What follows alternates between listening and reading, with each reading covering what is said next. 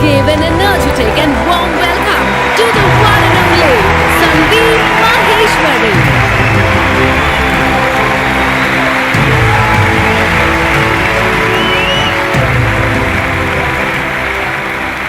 Good morning, everybody. एक छोटी सी request है, एक्सक्यूज मी, आप लोग जो आगे बैठे हुए हैं, स्टेज पे ना लाइट बहुत ज्यादा है, जिसकी वजह से मुझे पीछे तक दिख नहीं रहा है। तो आप एक बार चेक करके बताएंगे पूरा स्टेडियम खाली पड़ा है क्या?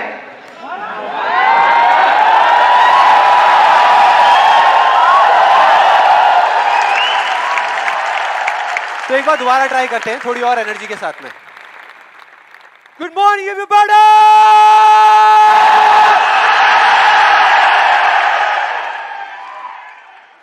अब कुछ मजा आया। अब लग रहा है कि इस सेशन का नाम अनस्टॉपेबल है।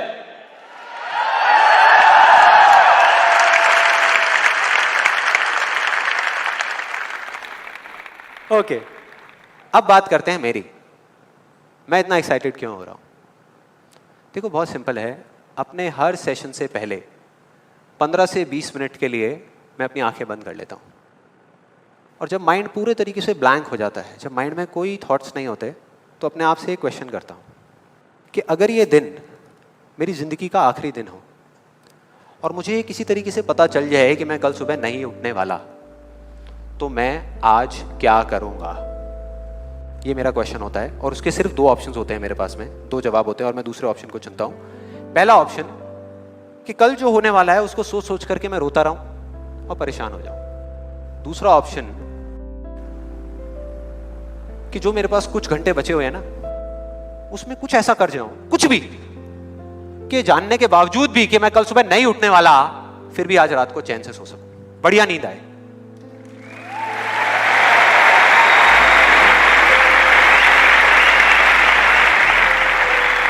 और इसीलिए आज यहां पर जो कुछ भी होने वाला है, जो कुछ भी, वो मेरे लिए सिर्फ एक सेशन नहीं है। जैसे जैसे सेशन आगे बढ़ेगा आपको समझ आएगा मैं बोल क्या रहा हूं। जैसे जैसे अब मैं आपको बताता हूं कि इस सेशन की शुरुआत कहां से हुई, कि मुझे इंस्पिरेशन कहां से मिली ये सेशन करने की। आज से 3 महीने पहले मेरे नाम से एक कुरियर आया ऑफिस में और उस एनवेलप पे लिखा हुआ था the first life changing seminar of Sandeep Maheshwari. तो जब मैंने उसको देखा तो मुझे लगा किसी ने मजाक किया है, क्योंकि मुझे अच्छे तरीके से याद था कि जो मेरा फर्स्ट लाइफ चेंजिंग सेमिनार हुआ था वहाँ पे सिर्फ 20-25 लोग बैठे हुए थे एक छोटे से कमरे में और किसी के हाथ में कोई कैमरा नहीं था। तो मेरे को लगा कि ऐसे ही किसी ने वो किया, लेकिन फिर पता नहीं मेरे मन में क्या आया, मैंने उस वीडियो को प्ले कर दिया। और जैसे ही मैंने वो वीडियो देखनी शुरू करी तो मेरे तोते उड़ गए। मैंने कहा यार, मतलब था मैं ही स्क्रीन के ऊपर, लेकिन लग मुझे ऐसा रहा था जैसे मैं किसी और को देख रहा हूँ।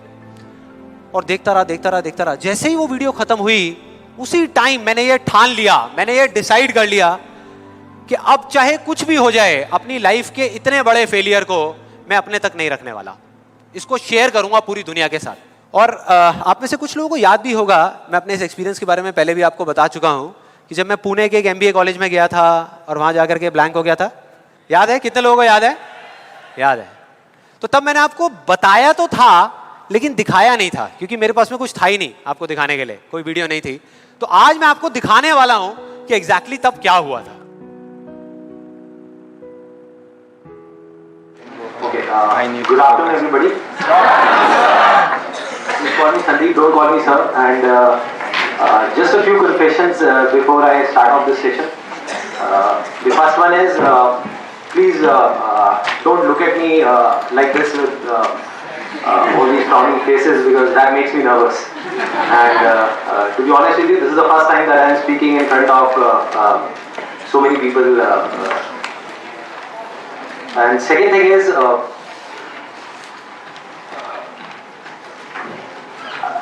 I'll be not talking about the theory part of it. I'll actually focus more on the practical side of how I did whatever I did. Okay, the second confession, which I forgot, that is. To be honest with you, I can speak in English, but the problem is you may understand what I am talking about, but I won't be able to understand what I am talking about. So it's better if I talk in Hindi. So. then coming on to the point directly, the secret of what I feel is of my success. I started my career, I think, at the age of 13, and okay, so I'll come on Hindi. So I'm sorry. Yeah, so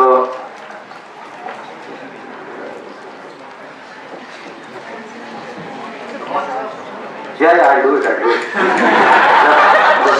The images bazaar start कर सकता हूँ तो ये भी कर सकता हूँ. So I think it's not that big a deal.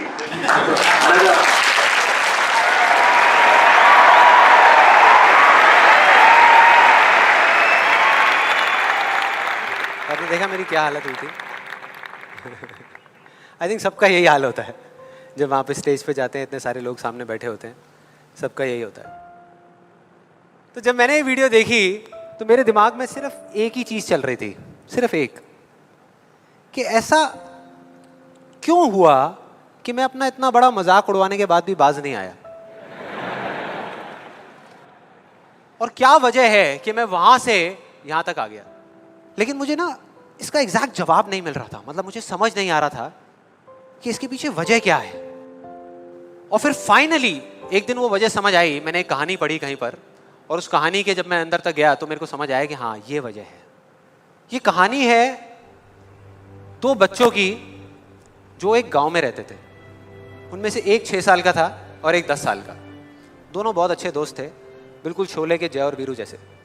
दोनों हमेशा साथ साथ रहते, साथ साथ खेलते, साथ साथ खाते पीते, साथ साथ नहाते धोते. नहीं, धोते नहीं, ये थोड़ा ज़्यादा हो गया.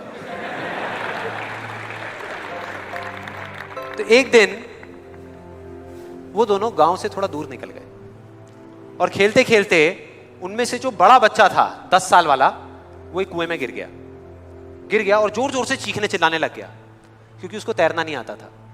अब जो दूसरा बच्चा था, छोटा सा 6 साल का, उसने अपने आसपास में देखा और उसको कोई नजर नहीं आया, उसको कोई नहीं दिखा जिसको कि वो बुला सके हेल्प के लिए. और फिर उसकी नजर पड़ी एक बाल्टी पे जिस पे एक रस्सी बंधी हुई थी.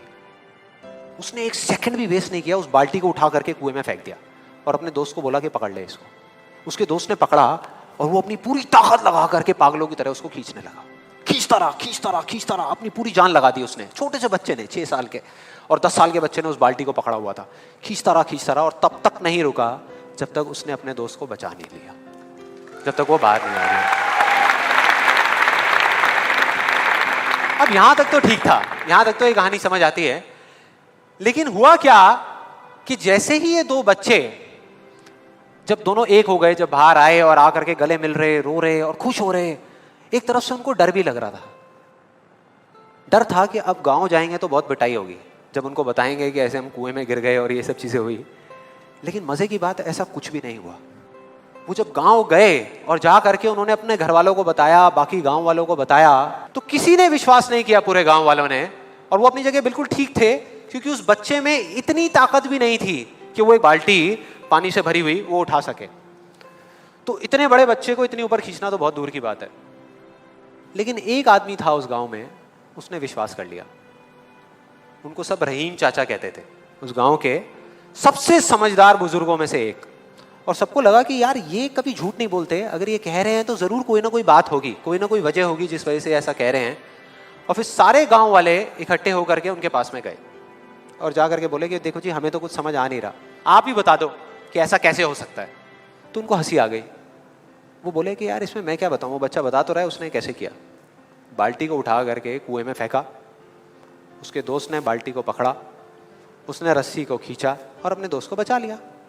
तो आपको पता तो है उसने कैसे किया, बच्चा बता तो रहा है, इसमें मैं क्या बताऊं. तो सारे गांव वाले उनकी शक्ल देख रहे. फिर कुछ देर बाद वो बोले कि सवाल ये नहीं है कि वो छोटा सा बच्चा ये कैसे कर पाया, सवाल ये है कि वो ये क्यों कर पाया, कि उसके अंदर इतनी ताकत कहां से आई है. और बोले इसका सिर्फ एक जवाब है, सिर्फ एक, कि जिस वक्त उस बच्चे ने ये किया, उस टाइम पे उस जगह पर दूर दूर तक कोई नहीं था, उस बच्चे को यह बताने वाला कि तू ये नहीं कर सकता।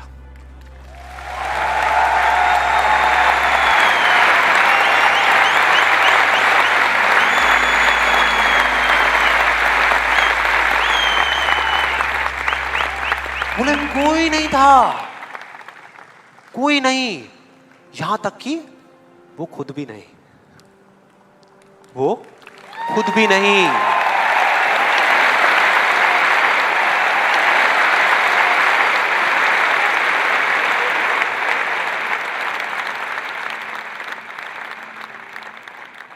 अब मैं आप लोगों से पूछता हूं कि अगर कुछ ऐसा हो जाए, अगर आपको भी उस बच्चे की तरह किसी की आवाज सुनाई ना दे जो आवाजें आपको रोकती है, ना किसी और की ना अपनी, तो क्या होगा? मजा आ जाएगा, राइट? उस बच्चे की तरह आपको भी कोई नहीं रोक पाएगा। You'll be unstoppable, right? Yes और नो? यस और नो? यस और नो? थियोरेटिकली तो ये बात बहुत अच्छी लग रही है सुनने में, लेकिन अगर हम प्रैक्टिकली देखें तो सिर्फ यस बोलने से काम नहीं चलने वाला। ये आप सबको भी पता है और मुझे भी पता है। ये जो अनस्टॉपेबल बनने वाला काम है, उसके लिए क्या करना पड़ेगा? 2 दीवारें तोड़नी पड़ेगी। 2 दीवारें, पहली बनी है दूसरों की आवाज की, कि आपके ऊपर दूसरों की आवाजों का असर होना बंद हो जाए, और दूसरी आपकी खुद की आवाज। ये ज्यादा बड़ी दीवार है। तो अब देखते हैं कि इस पहली दीवार को कैसे तोड़ना है। उस कहानी में उस बच्चे के आसपास में कोई नहीं था उसको रोकने वाला, लेकिन क्या रियल लाइफ में ऐसा होता है? यस और नो?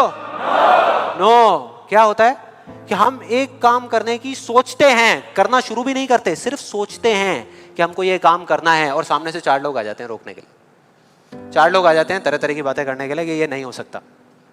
अरे बड़ा इम्प्रैक्टिकल सा आइडिया है। जब कोई नहीं कर पाया तो तू क्या करेगा? होता है ऐसा?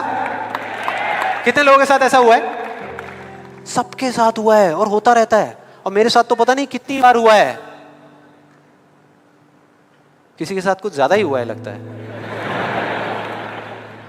लगता है उनको राह चलते भी, मेट्रो में भी कोई मिलता है, अबे तू नहीं कर पाएगा, चल।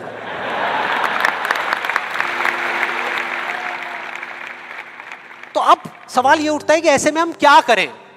ऐसे में जो ऐसी बातें आपको बोल रहे हैं, ना तो आप उनका मुंह बंद कर सकते हो, ना अपने कान बंद कर सकते हो, क्योंकि वो लोग कोई राह चलते लोग नहीं होते, वो आपके अपने होते हैं। आपके अपने फ्रेंड्स हैं, रिलेटिव्स हैं, आपके घर में हैं, आपके ऑफिस में हैं। तो मैं आपको ये नहीं बोल सकता कि आप क्या करो ऐसी सिचुएशन में, लेकिन मैं ये बता सकता हूं कि मैं क्या करता था। जैसे ही कोई बोलता था मेरे को, या आज भी अगर बोलता है कि ये नहीं हो सकता या तू ये नहीं कर सकता, तो मैं ना चुप रहता हूं, ना उनसे लड़ता हूं। मैं सिर्फ एक वर्ड में उनसे एक सिंपल सा क्वेश्चन पूछता हूं, एक वर्ड में। क्यों?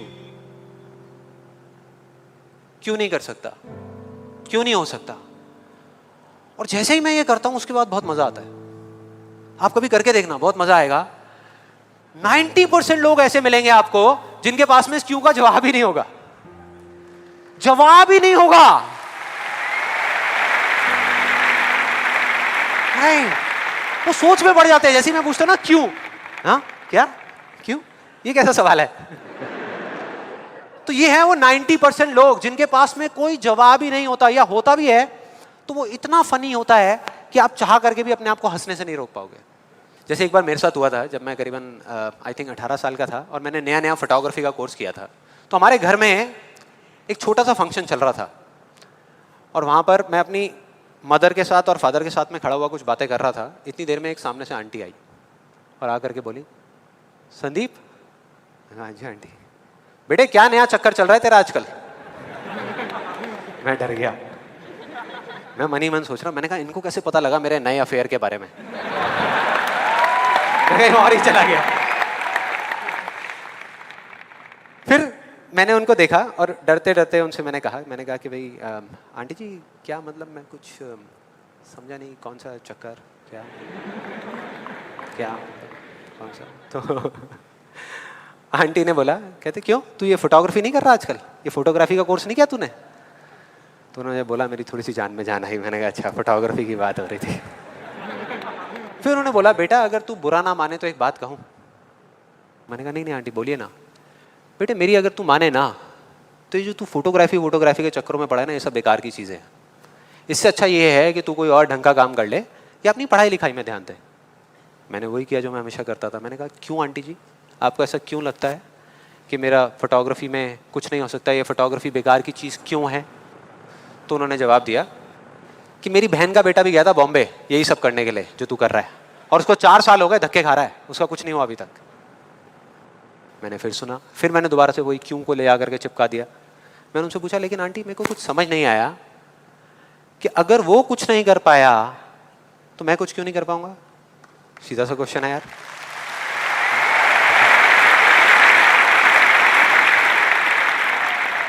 वो थोड़ी सी इरिटेट हो गई, लेकिन उसके बाद जो उन्होंने बोला, उस दिन मेरा कम से कम 10 किलो खून बढ़ गया होगा हंसते हंसते। उन्होंने गुस्से से मेरे से पूछा, कहते तेरे कितने % आए थे 12th में?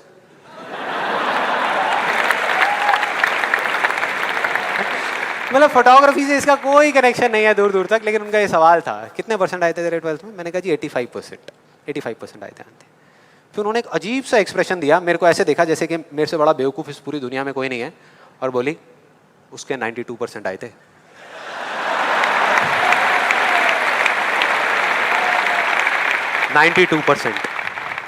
अब बोल।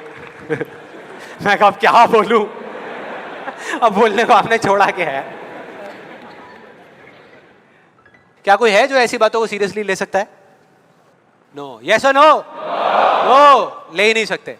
अब बचे 10% लोग जिनके पास में जवाब होता है, एक जेन्युइन वजह होती है। मतलब वो आपको सिर्फ ये नहीं बोलते कि आप नहीं कर सकते, वो आपको बताते हैं कि वो ऐसा क्यों बोल रहे हैं।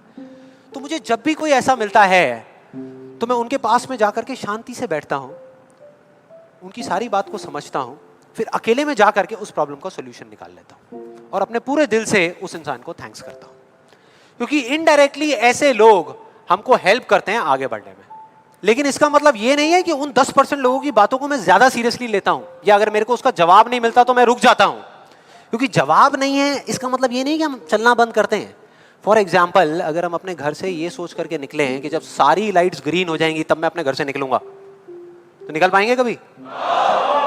कोई भी ऐसा कुछ आपको बोलता है आकर के कि आप ये नहीं कर सकते, तो समझ लेना कि वो बोल तो आपको रहा है, लेकिन उसका इशारा आपकी तरफ नहीं है। वो बस इतना सा कहना चाहता है क्योंकि मैं इस काम को नहीं कर सकता।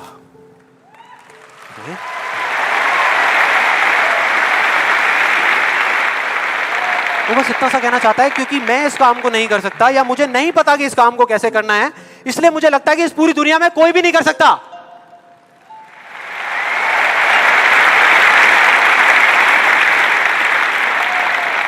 आप में से कितने लोगों ने कहावत सुनी है कि किसी पे जुल्म करना पाप है, लेकिन जुल्म सहना उससे भी बड़ा पाप है? कितने लोगों ने सुनी है? ऑलमोस्ट सबने सुनी है। बिल्कुल इसी तरह से कोई इंसान अगर जिंदगी में कुछ करना चाहता है ना, या कुछ बनना चाहता है, तो उसको जा करके ये बोलना कि तू ये नहीं कर सकता, उसकी हिम्मत को तोड़ना, उसकी उम्मीद को तोड़ना एक बहुत बड़ा पाप है। क्योंकि कई बार कुछ लोगों के पास में सिर्फ एक उम्मीद होती है और कुछ भी नहीं, लेकिन वहीं दूसरी तरफ किसी को इतना हक देना कि वो आ करके आपके सामने खड़ा हो जाए और आपको कुछ भी बोलता रहे, आपकी उम्मीद को तोड़ दे, आपकी हिम्मत को तोड़ दे, और आप चुपचाप खड़े खड़े उसको देखते रहो, कुछ भी ना कहो, कुछ भी ना करो, ये उससे भी बड़ा पाप है।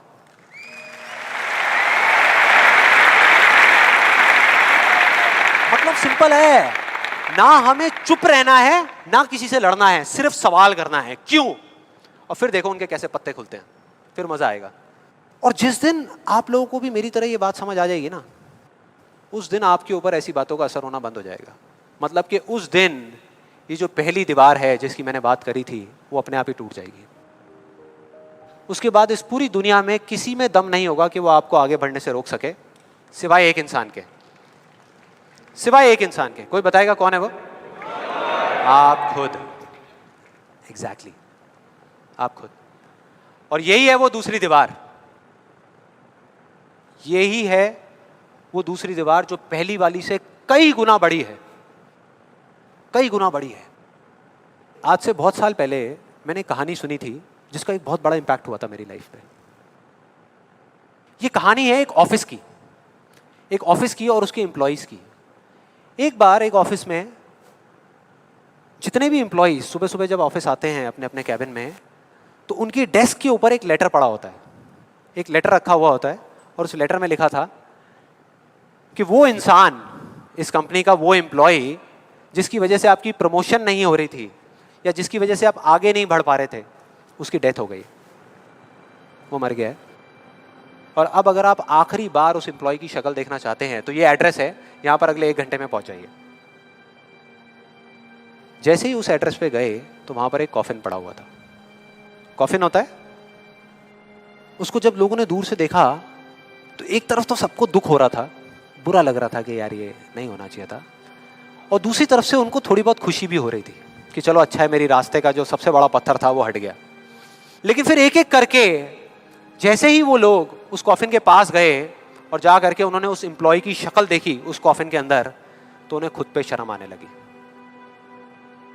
क्योंकि उस कॉफिन में कोई नहीं था, सिर्फ एक शीशा था, एक मिरर था जिसमें उनकी खुद की शक्ल दिख रही थी।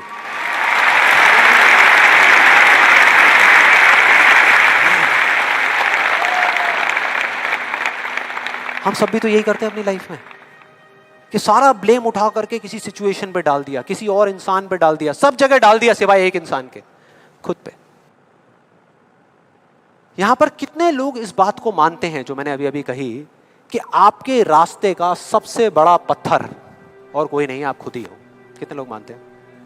सब लोग मानते हैं।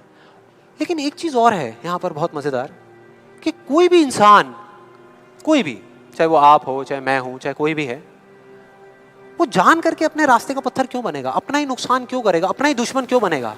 फॉर एग्जाम्पल, अगर अभी मैं यहाँ पर थोड़ी सी लकड़ियाँ इकट्ठी करके आग लगा दूँ और आप लोगों से रिक्वेस्ट करूँ कि यार प्लीज़ मेरी खातिर 5 मिनट के लिए आ करके इस आग में जल जाओ, 5 मिनट के लिए, कुछ नहीं होगा, मैं गारंटी दे रहा हूँ, आपको बिल्कुल भी दर्द नहीं होगा, बहुत मज़ा आएगा। कितने लोग तैयार हैं यहाँ पर आने के लिए? कितने लोग तैयार हैं? हाँ, जो 1-2 लोग हाथ ऊपर उठा रहे हैं ना, उनको लग रहा है कि मैं भुट्टा सेकने की बात कर रहा हूँ। भाई साहब, आपको सेकने की बात हो रही है उस आग में। कोई नहीं आएगा, कोई नहीं आएगा। क्यों? क्योंकि कोई भी इंसान हो, वो जानबूझ करके अपना नुकसान कभी नहीं करेगा, कभी भी नहीं करेगा। तो ये सवाल मेरे को पिछले कई महीनों से तंग कर रहा था, अंदर ही अंदर खा रहा था कि क्या फर्क होता है उन लोगों में जो जाने अनजाने अपने खुद के सबसे अच्छे दोस्त होते हैं और उनमें जो जाने अनजाने खुद के ही सबसे बड़े दुश्मन होते हैं।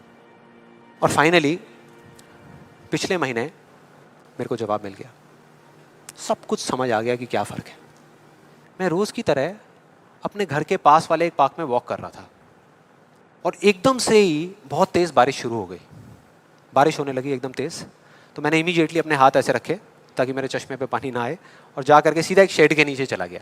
उसके कुछ सेकंड्स के अंदर अंदर उस शेड के नीचे और भी बहुत सारे लोग इकट्ठे हो गए। लोग तरह तरह की बातें कर रहे थे, मैं अपने आसपास में सुन रहा था। लेकिन मैंने एक चीज़ नोट करी कि ज़्यादातर लोग, उनका ध्यान बारिश की तरफ नहीं था, बारिश की वजह से होने वाली जो प्रॉब्लम्स थी उसकी तरफ था। जैसे मेरे यहाँ पे थोड़ा सा आगे जा करके 2 लड़के खड़े हुए थे, वो आपस में बात कर रहे थे कि भाई आज ट्रैफिक का बड़ा बुरा हाल होने वाला है, बारिश इतनी तेज़ हो रही है। तो वो इस तरीके की बातें कर रहे। एक वहाँ पे अंकल जी थे पीछे, वाइफ को बोल रहे थे कि भाई मैंने तेरे को पहले ही कहा था कि छाता रख ले, छाता रख ले, अब देख मैं ऑफिस के लिए लेट हो जाऊँगा। तो इस तरह की बातें हो रही थी, तरह तरह की। तभी मैंने एकदम से देखा कि सामने से, मतलब मैं यहाँ खड़ा हुआ था, मेरे यहाँ पे एक लड़का खड़ा हुआ था, मुझे अभी भी एग्जैक्ट याद है। वो लड़का इनफैक्ट वो काफ़ी बड़ा कैरेक्टर था, बहुत सीरियस, मतलब बहुत टेंशन में था वो। हुआ क्या था, उसकी जेब में एक नोट पड़ा हुआ था जो गीला हो गया था, 20 रुपए का। तो उसको हिला हिला करके सुखाई जा रहा है, उसको फूंक मार रहा और ये सब चीज़ें। तो मैं पहले, मेरा ध्यान उसकी तरफ था, फिर मैंने जैसे ही उधर देखा तो उधर से एक आदमी आ रहा था शेड की तरफ। उसका भी एक हाथ ऐसे था, लेकिन दूसरे हाथ से उसने अपनी बच्ची का हाथ पकड़ा हुआ था, छोटी सी बच्ची, 4-5 साल की, बड़ी प्यारी बच्ची। फर्क ये था कि उस बच्ची का हाथ ऐसे नहीं था, उसका हाथ ऐसे था, ऐसे था। और वो बच्ची बड़ी प्यारी प्यारी हरकतें कर रही थी। मैंने देखा वहाँ से, ऐसे उसका हाथ था, बार बार उस पर पानी की बूंदें गिर रही, वो इकट्ठा कर रही और पी रही, इकट्ठा कर रही और पी रही, इकट्ठा कर रही और पी रही। तो जैसे ही वो शेड के पास आए, मैं थोड़ा सा साइड हो गया। तो इधर वो मेरे नोट सुखाने की मशीन थी, इधर मैं सोच रहा था अपने भी नोट निकाल के दे दो भाई, ये भी सुखा दे।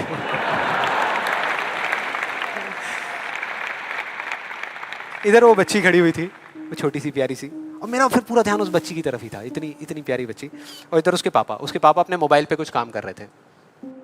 वो बच्ची को अभी भी चैन नहीं आया, शेड के नीचे आ गई, लेकिन अभी भी बार बार अपना हाथ बाहर निकाल के, एक हाथ से पापा को पकड़ा हुआ डर रही, दूसरे हाथ से ऐसे बाहर निकाल के बार बार पानी भर रही और पी रही। कभी पानी भर रही, अपने मुंह पे फेंक रही। फिर थोड़ी देर बाद पता नहीं उसके मन में क्या आया, उसने अपने पापा से पूछा कि पापा ये बारिश रोज क्यों नहीं होती? बड़ा अजीब सा क्वेश्चन था। उसके पापा ने कहा, वो अपने मोबाइल पे लगे हुए थे, हाँ बेटा होगी होगी, रोज होगी, रोज होगी, रोज होगी। वो बच्ची फिर अपने खेल में लग गई। फिर थोड़ी देर बाद पता नहीं क्यों उसने दोबारा से पूछा अपने पापा से, बताओ ना पापा रोज क्यों नहीं होती? इस बार उसको कोई जवाब नहीं मिला, लेकिन मुझे मिल गया।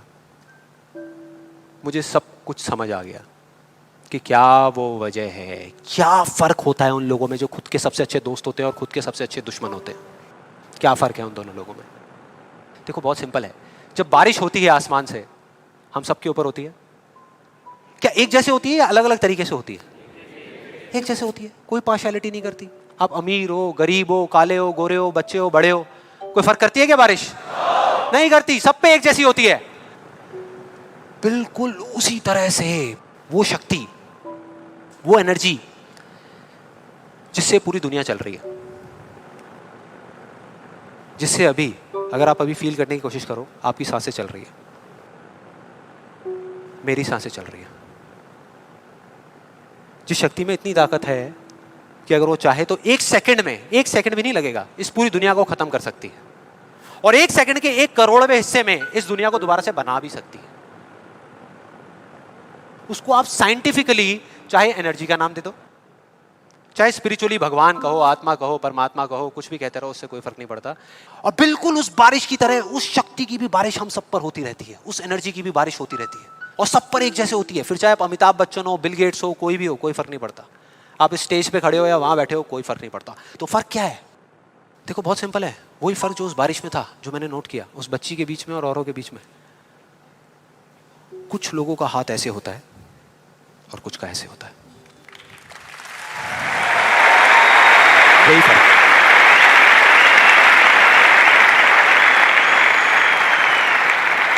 जिनका ऐसे होता है वो बारिश उन पर होती तो है, लेकिन छू करके बह जाती है, चली जाती है, उनके अंदर तक नहीं जा पाती, अपना काम नहीं कर पाती। लेकिन जिनका ऐसे होता है वो उसको पी लेते हैं, उनके अंदर चली जाती है, और उसके बाद में जो काम करती है वो एनर्जी करती है, नाम इंसान का हो जाता है।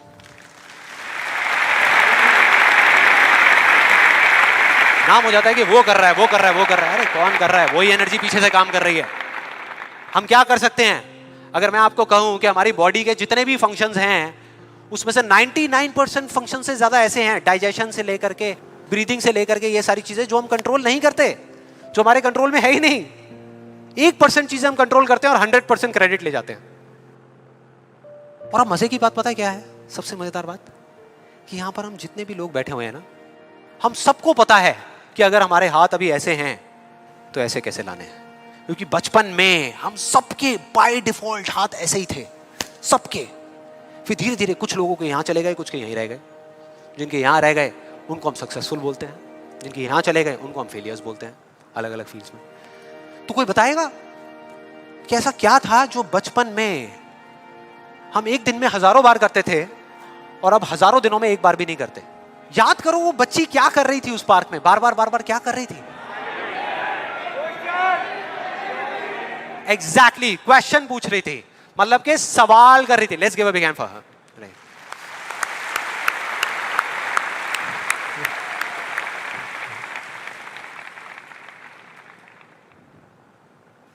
सवाल, ऐसा क्यों होता है? हम ऐसा क्यों करते हैं? बताओ ना पापा, हम ऐसा क्यों करते हैं?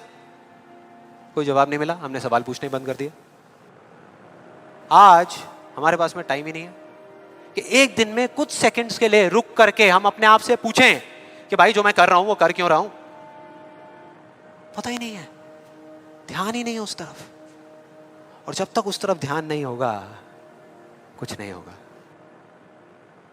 और सिर्फ उस पर विश्वास मत करो जो मैं बोल रहा हूं, हिस्ट्री को उठा करके देख लो। कोई भी इंसान किसी भी फील्ड में अगर सक्सेसफुल हुआ है तो उसमें और बाकी लोगों में क्या फर्क था?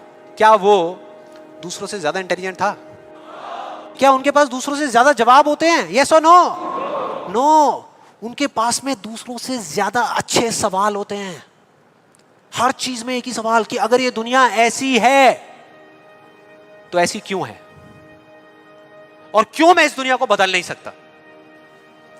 अगर पूरी दुनिया मुझे ये कहती है, मेरे घर वाले मुझे कहते हैं कि मेरी तो किस्मत ही खराब है, मेरी हाथ की लकीरों में ही कमी है, तो क्यों मैं अपनी हाथ की लकीरों को नहीं बदल सकता? हर चीज में एक ही सवाल।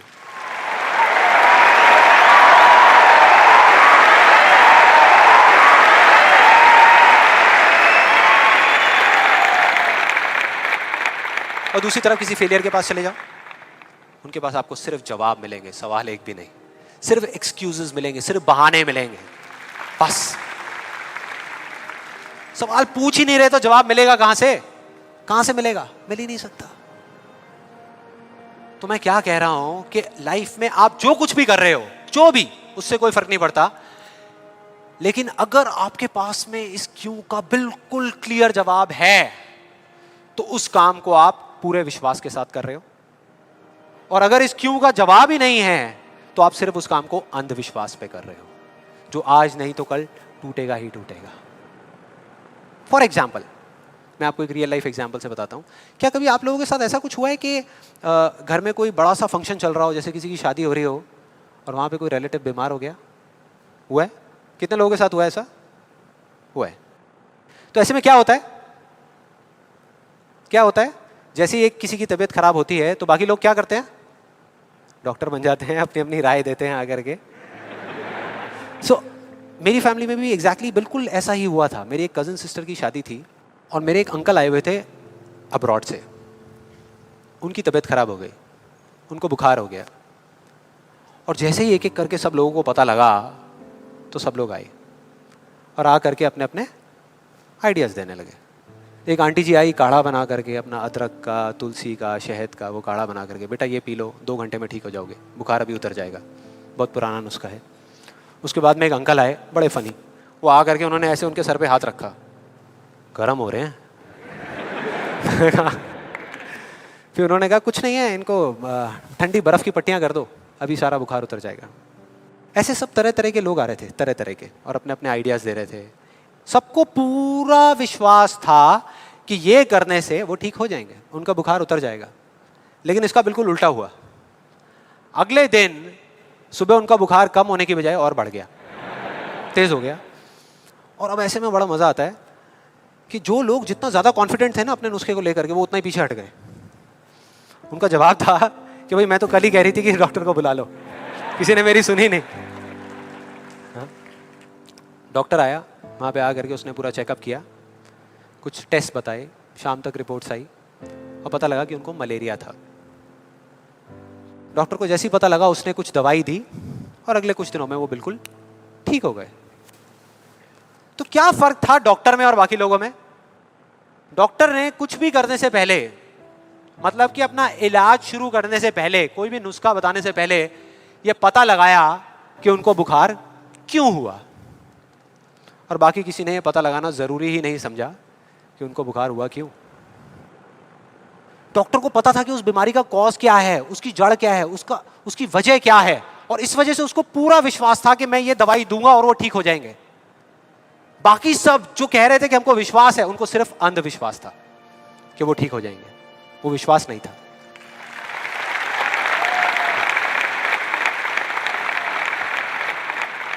इन दोनों के बीच में ना इतना एक बिल्कुल पतली सी लाइन का फर्क होता है, विश्वास में और अंधविश्वास में, जिस वजह से बहुत बार हम अपने अंधविश्वास को विश्वास का नाम दे देते हैं। और इसका आज की डेट में सबसे बड़ा एग्जाम्पल, सबसे बड़ा, वो है लॉ ऑफ अट्रैक्शन। सुना है? यहां पे कितने लोगों ने सुना है लॉ ऑफ अट्रैक्शन के बारे में? ऑलमोस्ट सबने सुना है। अब ये बहुत मजेदार है, लॉ ऑफ अट्रैक्शन। मुझे बहुत लोग मिल चुके हैं, मतलब काफ़ी लोग मिले हैं जो आ करके मुझसे पूछते हैं कि भाई आपके हिसाब से आपको क्या लगता है कि लॉ ऑफ अट्रैक्शन काम करता है या नहीं करता। तो मेरा सिंपल सा जवाब होता है कि अगर आप मेरा जवाब चाहते हो तो जवाब है हाँ, कि ये काम करता है। साइंटिफिकली जिसको बोलते हैं law of cause and effect, और स्पिरिचुअली जिसको बोलते हैं लॉ ऑफ कर्मा, ये उसके ऊपर बेस्ड है। तो इसमें कोई शक नहीं है कि ये काम करता है, लेकिन वैसे नहीं जैसे कि कुछ लोग अपनी बुक्स के थ्रू और वीडियोस के थ्रू इसके बारे में बता रहे हैं, वैसे नहीं। आप में से कितने लोगों ने वीडियो देखी है? बहुत सारे लोगों ने देखी है, तो आप शायद समझ जाएंगे। बाकी लोगों के लिए मैं थोड़ी एक्टिंग करके दिखाता हूँ, अपना वो थोड़ा फिरंगी स्टाइल में, वो जो डबिंग करके बोलते हैं ना, ये बिल्कुल एक अलादीन के चिराग जैसा है।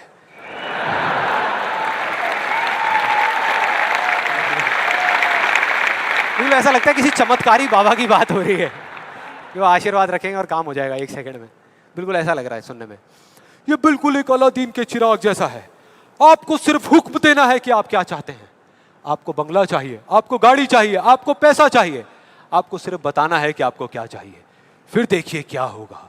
ये प्रकृति आपके सुर से सुर मिलाएगी, ताल से ताल मिलाएगी।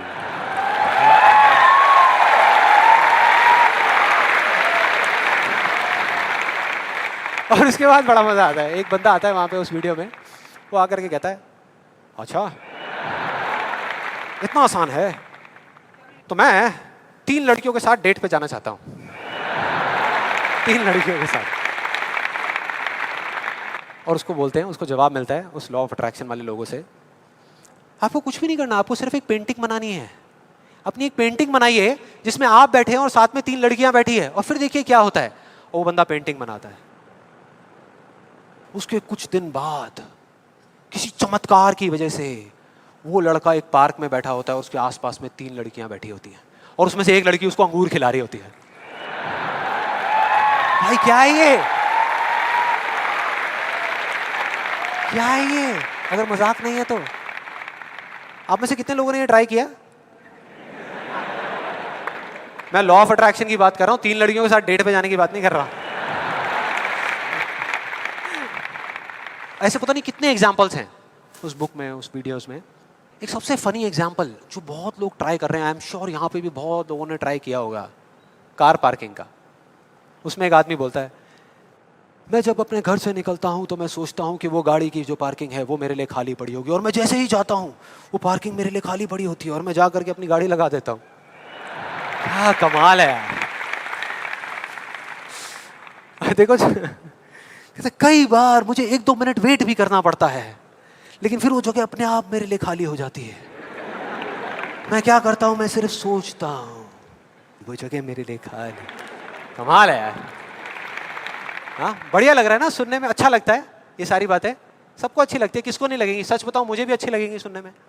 बुरी किसको लगेगी? कि सोचना शुरू कर दो और गाड़ियों की पार्किंग मिलनी शुरू हो जाएगी।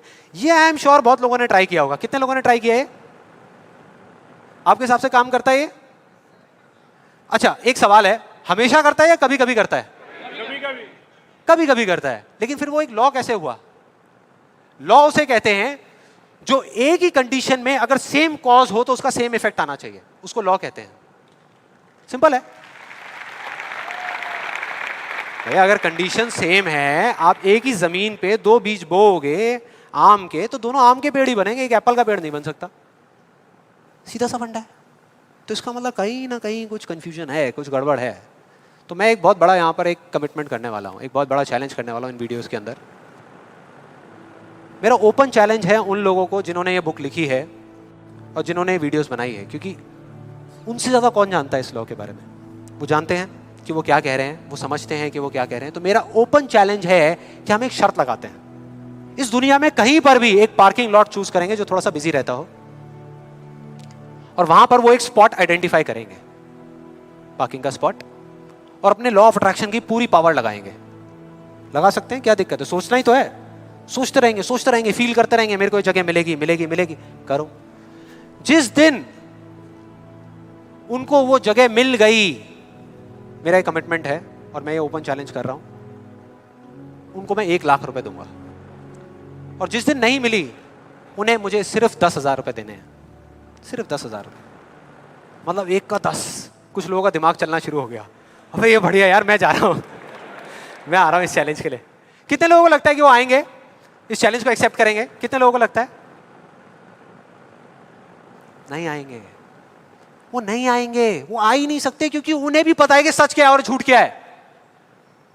वो सब अच्छे तरीके से इस बात को जानते हैं, क्योंकि मैं जिस लॉ के बेसिस पे बात कर रहा हूं, मैं कोई थियोरेटिकल कॉन्सेप्चुअल बात नहीं कर रहा, मैं बात कर रहा हूं लॉ ऑफ प्रोबेबिलिटी के बेस पे, जिसके बेस पे इस दुनिया के सारे कैसीनोस चल रहे हैं। एक बिजी पार्किंग है 100 गाड़ियों की, उनको उस स्पॉट पे पार्किंग मिलने की प्रोबेबिलिटी क्या है? 1:100 एग्जैक्टली, 1%। उनको नहीं मिलने की क्या है? 99:100। मतलब यहां पर एक बहुत बड़ा मैसेज है, जरूरी नहीं है जो बातें सुनने में अच्छी लग रही है वो एक्चुअल में अच्छी हो। यहां किसी ने बैंक लोन लिया हुआ है? किसी ने कोई बैंक लोन लिया हुआ है? हाँ, तो जो आपने बैंक लोन लिया हुआ है, आपकी मंथली EMI जाती होंगी बैंक को, इंस्टॉलमेंट जाती होंगी, जाती हैं? तो अब मैं आपको 2 ऑप्शंस देने वाला हूं, 2 ऑप्शंस। आप बताना आपको सुनने में कौन सा ऑप्शन ज्यादा अच्छा लग रहा है। पहला ऑप्शन कि आप जो काम कर रहे हो उसको पूरा दिल से करो, दिन रात करो, खूब काम करके जो आप पैसा कमाते हो उससे वो इंस्टॉलमेंट्स पे कर दो। दूसरा ऑप्शन है कि आपको ये सोचना है कि बैंक अपना जो लोन है वो माफ कर देगा और अपना पैसा वापस मांगना बंद कर देगा, और रातों रात कहीं से आपके कोई दूर के अंकल आपको 25-25 हजार रुपए महीने के चेक भेजना शुरू कर देंगे। कौन सा ऑप्शन ज्यादा अच्छा लग रहा है सुनने में, पहला या दूसरा? दूसरा। यही वजह है, इसी वजह से ये सब हो रहा है। वो जो झूठ बोल रहे हैं ना, उनकी कोई गलती नहीं है, वो ही बोल रहे हैं जो लोग सुनना चाहते हैं, और वो नहीं जो सच है, क्योंकि सच बहुत कम लोग सुनना चाहते हैं। इस वजह से सारी चीजें हो रही हैं।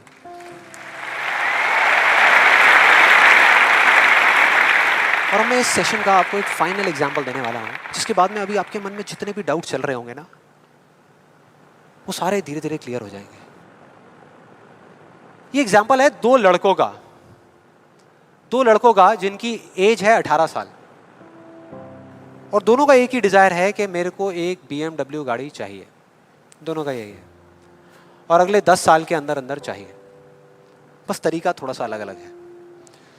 जो पहला लड़का है उसने क्या किया, अपना एक गोल सेट किया।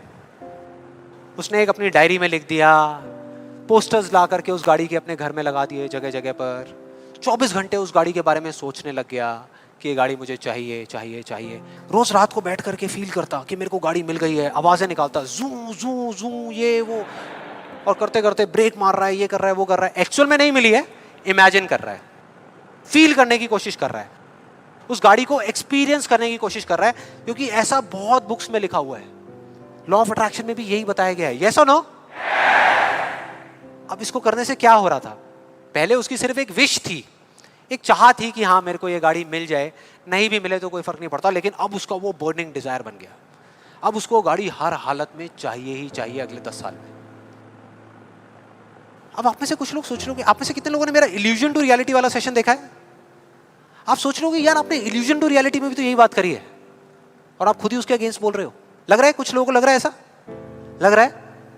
देखो मैंने क्या कहा था आपको अभी थोड़ी देर पहले, कि विश्वास और अंधविश्वास में सिर्फ एक पतली सी लाइन का फर्क होता है, इधर कुछ और इधर कुछ और।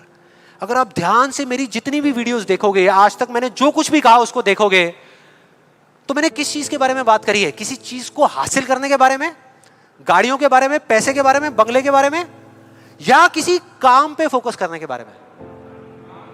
काम पे फोकस करने के बारे में, चीज के बारे में नहीं। मतलब इस टेक्निक में कोई कमी नहीं है। इस टेक्निक को यूज जो लोग कर रहे हैं 90% वो गलत तरीके से कर रहे हैं, जिस वजह से प्रॉब्लम्स क्रिएट हो रही है। अब दूसरे लड़के की बात करते हैं, उसमें और इसमें क्या फर्क था। दूसरा जो लड़का था उसका भी डिजायर था कि मुझे ये गाड़ी चाहिए, बस एक छोटा सा फर्क था। उसने एक सवाल पूछ लिया अपने आप से, उसने एक सवाल पूछ लिया अपने आप से कि मुझे ये गाड़ी क्यों चाहिए, क्यों चाहिए। अब ये काम ना बड़ा बोरिंग लगता है सुनने में कि यार क्यों चाहिए, ये सोचने की क्या जरूरत है, सीधा गाड़ी लो ना, शॉर्टकट फटाफट। लेकिन नहीं, उसने ऐसा नहीं किया, उसने गलती नहीं करी, उसने पूछ लिया। और जब हम सवाल पूछते हैं तो क्या होता है, जवाब मिलता है, जवाब मिलता है, और उसको मिल गया। जवाब ये था कि मैं ये गाड़ी इसलिए चाहता हूँ क्योंकि मैं अपने फ्रेंड्स को, अपने रिलेटिव्स को, इस पूरी दुनिया को ये प्रूव करना चाहता हूँ कि मैं भी सक्सेसफुल हो सकता हूँ।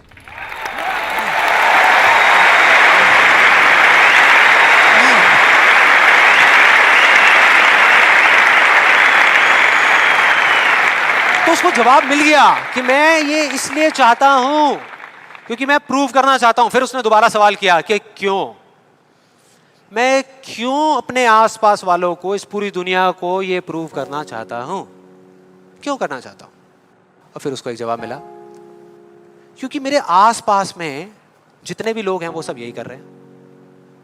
उसने एक आखिरी सवाल पूछा और जब उसका जवाब मिला ना तो वो हिल गया, उसके सारे फंडे क्लियर हो गए। वो सवाल था कि सब ऐसा क्यों कर रहे हैं, और उसको जवाब मिला, सब ऐसा इसलिए कर रहे हैं क्योंकि सब ऐसा ही कर रहे हैं।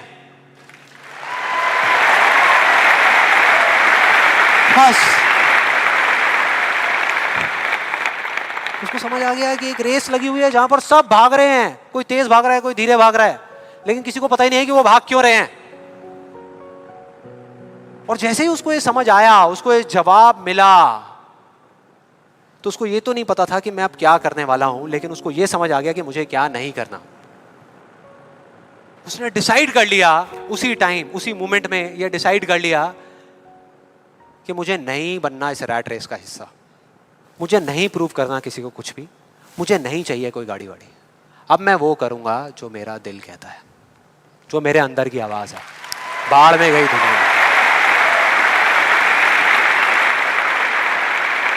और जैसे ही उसको ये अंदर से उसकी आवाज आई कि मुझे ये चीज करनी है, तो वो जवाब उसके अंदर से ही निकल करके आ गया। और उसको जवाब मिला कि 3 साल पहले वो सबसे ज्यादा क्लोज इस पूरी दुनिया में अपने फादर के था, अपने पापा के, और दोनों का रिलेशन एक बाप बेटे का कम और एक दोस्त का ज्यादा था। उसके पापा की एक छोटी सी हैंडीक्राफ्ट की दुकान थी दिल्ली में, और वो क्या करते थे, छोटे छोटे गांव में जाते और जा करके वहां के कारीगरों से कुछ सामान लेकर के आते और अपनी दुकान में बेचते। ये उनका काम था। एक बार वो एक गांव में जा रहे थे तो उनका बेटा भी उनके साथ चला गया। ये लड़का उनके साथ चला गया क्योंकि उसकी छुट्टियां चल रही थी, और दोनों उस गांव में एक ढाबे पे बैठ करके, शाम का टाइम था, खाना खा रहे थे। खाते खाते एकदम से उसके फादर के यहाँ पे दर्द उठा, लेफ्ट साइड में दर्द होना शुरू हो गया, और उस लड़के ने एक सेकंड भी नहीं लगाया, फटाफट से अपने फादर को लेकर के एक पास के हॉस्पिटल में चला गया। वहां जाकर के जो डॉक्टर्स थे उस गांव के हॉस्पिटल के, उन्होंने कहा कि आप इनको जल्दी से जल्दी किसी बड़े हॉस्पिटल में ले जाओ, टाइम नहीं है। लेकिन वो बड़ा हॉस्पिटल उस गांव से 3 घंटे की दूरी पे था। और जब वो वहां पहुंचा और उसको, उसके फादर को इमरजेंसी वार्ड में लेकर के गए, तब तक सब ठीक था। लेकिन उसके 10 मिनट बाद डॉक्टर्स आए और आकर के उन्होंने बोला, वी आर सॉरी, अगर आप 15 मिनट पहले आ जाते तो हम कुछ कर सकते थे। 15 मिनट पहले। अब जैसे ही इस लड़के के साथ ये हुआ था तो बिल्कुल सुन्न हो गया था, मुंह से एक वर्ड बाहर नहीं आ रहा था, उसको समझ ही नहीं आ रहा था कि मैं क्या बोलूं, क्या सोचूं। उसने ऐसा कुछ सोचा ही नहीं था, एकदम से हो गया, एकदम से हो गया। और उसके काफी देर बाद जाकर के, उसके 5-10 मिनट बाद जाकर के उसके अंदर से एक चीख निकली थी, एक अजीब सी बात निकली थी जो उसको उस टाइम पे नहीं समझ आई थी कि ये बड़े डॉक्टर्स बड़े शहरों के बड़े हॉस्पिटल्स में ही क्यों होते हैं, छोटे छोटे गांव में क्यों नहीं होते।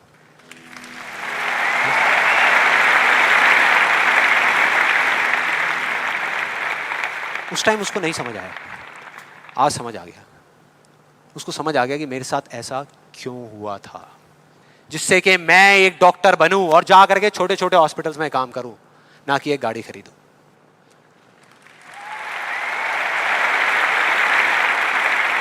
और इस एक सवाल ने, एक वर्ड के सवाल ने, क्यों ने, उसकी पूरी पूरी लाइफ का डायरेक्शन ही चेंज कर दिया। जहां एक तरफ उससे एक दिन में 1 घंटा भी पढ़ाई नहीं होती थी, अब वो दिन में 12-12 घंटे पढ़ने लगा। उसके कुछ साल बाद वो एक हार्ट सर्जन बन गया और जा करके कुछ बड़े हॉस्पिटल्स में बड़े डॉक्टर्स को असिस्ट करने के बाद में छोटे छोटे गांव में चला गया। ये थी उस दूसरे लड़के की कहानी।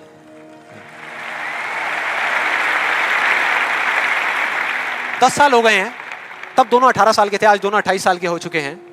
लेकिन क्या दोनों की लाइफ में थोड़ा बहुत फर्क होगा? एक बार देखते हैं एग्जैक्टली कि क्या फर्क होगा। जो पहला लड़का था उसने इस लॉ को पूरे विश्वास के साथ प्रैक्टिस किया, लॉ ऑफ अट्रैक्शन को पूरे विश्वास के साथ कि ये काम करता है, करेगा करेगा, इतने लोग बोल रहे हैं गलत थोड़ी होंगे, पूरी दुनिया बोल रही है कि ये काम करता है। उसने किया, लेकिन फ्यूचर किसी के हाथ में नहीं है ना, उसको नहीं मिला, उसको वो गाड़ी नहीं मिली। क्या होगा उसके साथ में? क्या होगा? खुश रहेगा? टूट जाएगा, पागल हो जाएगा, बिखर जाएगा, समझ ही नहीं आएगा कि हो क्या रहा है मेरे साथ में। यह है एक सिचुएशन। दूसरी सिचुएशन कि उसको BMW गाड़ी नहीं मिली लेकिन होंडा सिटी मिल गई। अब क्या होगा? खुश रहेगा? रह ही नहीं सकता, रह ही नहीं सकता, क्योंकि ये गोल सेटिंग करके और ये सब करके उसने अपने डिजायर को बढ़ा लिया, अपने अंधविश्वास को इतना बढ़ा लिया कि अब उसको वो ही गाड़ी चाहिए और किसी गाड़ी से उसका काम ही नहीं चलने वाला। जबकि अगर दूसरे एंगल से देखा जाए तो एक 28 साल के लड़के के लिए जो मिडिल क्लास बैकग्राउंड से बिलोंग करता है, अपने पैसों की एक होंडा सिटी गाड़ी खरीदना भी बहुत बड़ी बात होती है, राइट? बहुत बड़ी बात होती है। अब तीसरी सिचुएशन ये बहुत इंटरेस्टिंग है। मान लो 10 साल में एक चमत्कार हुआ, उसने कई तरह के काम करे और उसको BMW गाड़ी मिल गई। अब क्या होगा? खुश रहेगा? सेटिस्फाइड हो जाएगा अपनी लाइफ से, बैठ जाएगा आराम से, हाँ, मिल गई, यही तो चाहिए था, मिल गया, हो गया काम, लाइफ बढ़िया हो जाएगी उसकी। उसका लालच और बढ़ जाएगा, उसका अंधविश्वास और बढ़ जाएगा। वो कहेगा कि अगर इस लॉ ऑफ अट्रैक्शन को प्रैक्टिस करके मुझे 10 साल में ये गाड़ी मिल सकती है तो अगले 5 साल में कितना बड़ा घर क्यों नहीं मिल सकता? यस और नो? मतलब कि उसको सब कुछ मिल चुका होगा लेकिन वो उसको छोड़ करके फ्यूचर के अंदर किसी और चीज को पकड़ लेगा। सब कुछ होने के बाद भी वो फ्यूचर में जिएगा और उसकी हालत बिल्कुल एक ऐसे खरगोश के जैसी हो जाएगी जिसके सर के सामने किसी ने डंडा लगा करके गाजर को टांग दिया। इमेजिन करो कैसा होगा वो खरगोश, जो उस गाजर को देख तो सकता है, बिल्कुल उसकी आंखों के सामने है, उसको खाने के लिए भाग भी सकता है लेकिन कभी खा नहीं सकता, मरते दम तक सिर्फ भाग सकता है, खा नहीं सकता। क्योंकि उसकी जो खुशी है वो उस काम में नहीं है जो वो काम कर रहा है, किसी चीज में है, बाहर है, उसके अंदर नहीं है। अब देखते हैं दूसरे लड़के को। ये बहुत इंटरेस्टिंग है कि इस दूसरे लड़के का क्या होगा। 10 साल हो गए, वो छोटे छोटे गांव में जा करके अपना काम कर रहा है और पहली सिचुएशन, उसको गाड़ी नहीं मिली, BMW गाड़ी उसको चाहिए थी 10 साल पहले लेकिन आज नहीं मिली, तो क्या होगा? क्या होगा? खुश रहेगा। उसकी खुशी किसी गाड़ी में नहीं है, किसी चीज में नहीं है, उसके काम में है। कल जो मिलने वाला है उसमें नहीं है, आज जो वो कर रहा है उसमें है।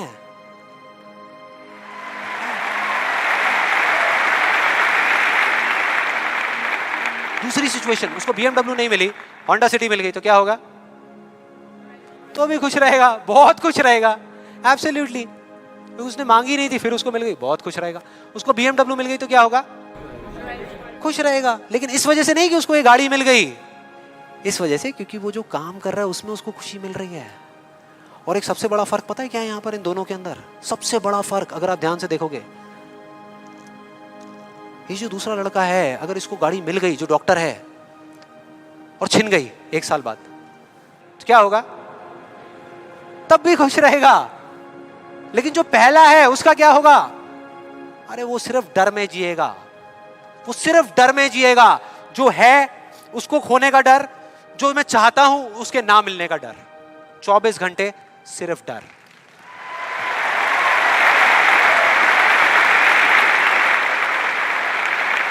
डर ही डर, सब कुछ होगा उसके पास में लेकिन फिर भी अंदर से डरा हुआ होगा, यार कोई मेरी गाड़ी ले ना ले, अरे कोई इस पे स्क्रैच ना मार दे। स्क्रैच के पीछे मैं सुन रहा हूं आजकल मर्डर्स हो रहे हैं कि तूने मेरी गाड़ी पे स्क्रैच कैसे मार दिया, ले धाड़, खत्म। क्या हो रहा है भाई? क्या हो रहा है? किस वजह से हो रहा है? उसकी जड़ क्या है? यही है जिसकी मैं बात कर रहा हूं अभी, यही है। अभी तक मैंने जो कुछ भी कहा है उसको एक लाइन में अगर इन दो के बीच का फर्क आपको बताऊं तो वो ये है, पहला आदमी बोल रहा है कि इस चीज को पाने के लिए मैं कोई भी काम करने को तैयार हूं।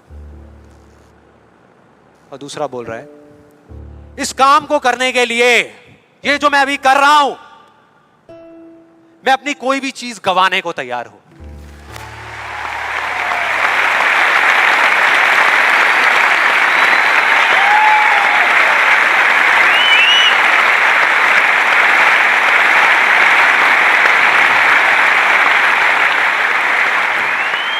एक की जिंदगी का मकसद है, जो पहला है पाना, हासिल करना, उस चीज पे कब्जा करना किसी भी तरीके से, बस वो चीज मेरे हाथ में आ जाए।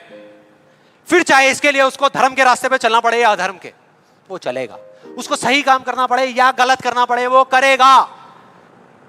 लेकिन दूसरा, उसके लिए अपने अंदर की आवाज को सुन करके, अपने अंदर की मतलब कि अपने दिल की आवाज को सुन करके किया गया कर्म ही इस दुनिया का सबसे बड़ा धर्म है।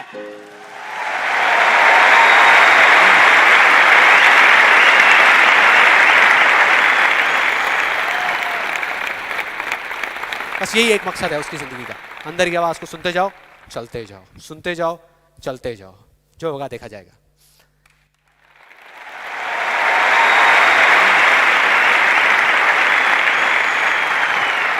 और इस गलत फहमी में मत रहना कि जो पहला है उसको दूसरे से ज्यादा मिलेगा। ये सोचना भी मत। जो पहला है ना, उसको चाहे कितना भी मिल जाए, कितनी भी चीजें मिल जाए, कितना भी कुछ हो उसके पास में, लेकिन उसमें और एक भिखारी में कोई फर्क नहीं है। कोई फर्क नहीं है। दोनों का सिर्फ एक काम है, मांगना। मांगना। तो अगर उसको मिला भी, पहले वाले को अगर मिला भी, तो बस इतना ही मिलेगा जितना वो मांग सकता है या जहां तक वो सोच सकता है, उससे ज्यादा नहीं मिल सकता। लेकिन जो दूसरा है, उसको जिस दिन मिलना शुरू होगा ना, बिना कुछ मांगे, बिना मांगे, वो इतना होगा जितना वो खुद तो क्या, इस पूरी दुनिया में कोई सपने में भी नहीं सोच सकता। सपने में भी नहीं सोच सकता।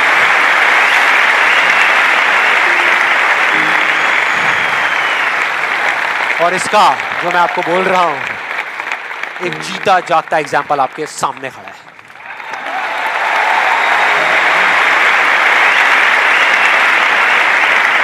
और जिस दिन आपने भी मेरी तरह इस रास्ते पे चलना शुरू कर दिया, तो वो दिन दूर नहीं है जब आपके पास सब कुछ होगा।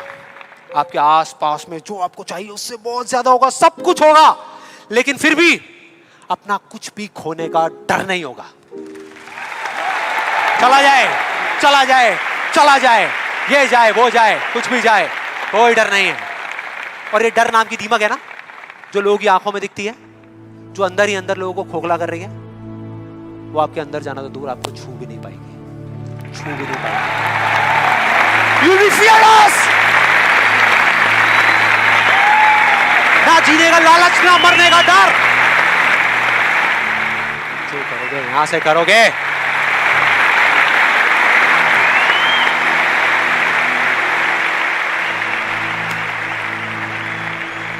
और फिर चाहे आपके रास्ते में एक मुश्किल आए या 1000 आए, कोई फर्क नहीं पड़ता। चाहे एक आदमी आकर के आपको रोकने की कोशिश करे या 1 लाख लोग आकर के आपके सामने खड़े हो जाएं, अरे आपको रोकना तो दूर, किसी में इतना दम भी नहीं होगा कि वो आपको हिला भी सके।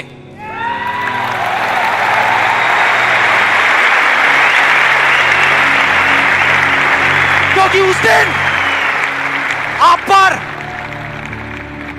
खुद उसका हाथ होगा।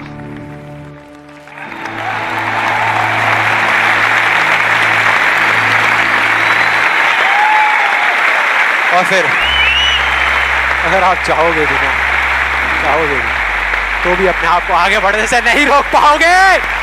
You will be unstoppable! You will be unstoppable!